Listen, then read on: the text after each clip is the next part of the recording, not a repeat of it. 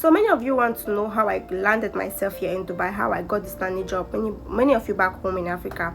So I'm going to break it down into parts. Let me just say 3 parts. Let me just put like, maybe it might be 2, maybe it might be 3. So this is the first part. This is part 1 of this video.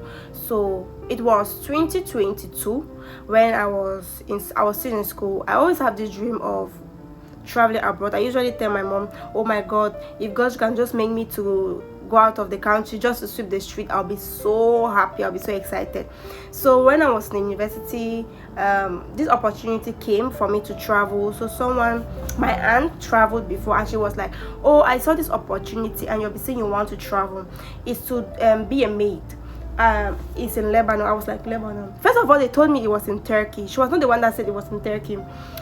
She told me it was in Lebanon, but I did not kind of put my head there. So when we reached out to the agent, she told me it was in Turkey. That was the first lie. That was my first big lie. So I was so excited. I was like, oh my god, I'm going to Turkey. You know that kind of feeling where I was so excited. I was not even having that clear mind to even think properly. So we started the process and everything like that. It was a 3-month process. I rushed. I did my passport, raised some money, did some few stuffs like that. And then I started the process. Then I had the opportunity to talk to my employer. She was like, oh my god, you're so beautiful, you have a beautiful smile, I would like to work with you, you come and take care of my mom, this, that. I said, okay, no problem. So what she said I'm coming to do was not actually what I made. It's just like what you order for what you receive, you understand? There was a lot more behind what I was going to do. Don't get me wrong, these families, they are very good. They are very good family, because a lot of things I know today, they taught me. Because I was just blank, I was still like a baby, so they took me like their little baby. They were teaching me a lot of things. There were even times that my boss would say, I have 4 kids now, including you, because sometimes you even get upset. I was like, Esther, grow up, you're no longer a child, grow up.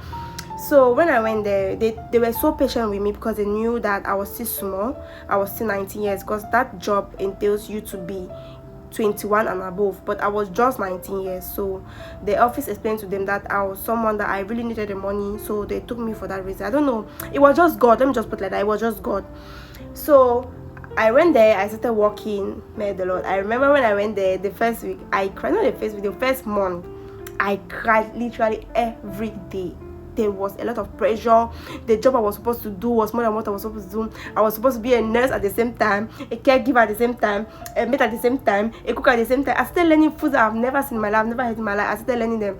Then it was the day before I was to go, then I realized that I was not actually going to Turkey, I was going to Lebanon. I started searching on my phone that which country is Lebanon, which country is Lebanon.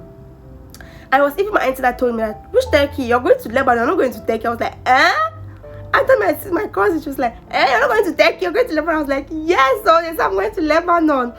So we tried to research, and then we realized it's actually a country that exists as Lebanon. So I said, okay, the deed has been done. I cannot say I will not go again because what of my money, understand? So that's how I got myself there in Lebanon, like I said before. I started working. 6 months passed. I was so pale, like I was so pale. So I made up my mind that I met another one beautiful sweet soul there. She was from Babenda, so same country like me, and it was kind of challenging, but I made up my mind that okay, since I'm going in this situation, I'm just going to continue and I'm just going to focus, understand? So that's where I decided that okay, no more crying, I'm just going to face the facts, because the earlier I realized, the more I keep crying, that's how I'll keep feeling this pain, and that's how I'll enter into depression, and it's not want that. So I had to cut off a lot of people. I have to cut off so many friends, so many people. Sometimes I stay isolated. Sometimes I even go for a week without talking to anyone, even my family, because the pressure was too much on me for me to bear it, because I was just trying to manage with the system. So I got used to everything. I started gaining back my weight. I started getting used to the family and things like that. We started working all together, harmony and peace, no more quelling. I want to go back. So they loved me and I loved them, and I finished my contract and I came back. But there was one advice my boss gave me. He gave me like, don't trust anyone in this world. No matter the thing you want to do, make sure you have a written contract, and that particular statement stick here. So I'm going to tell you guys how my own person, the person I call auntie, not the one that helped me to go to Lebanon, this is like a family friend, had to deal with me again and eat my hard-earned money I suffered for years to work when I was coming to Dubai. So watch out for part 2. I'm going to tell you guys how I got and how I landed myself at this job now. I'm currently working here in Dubai.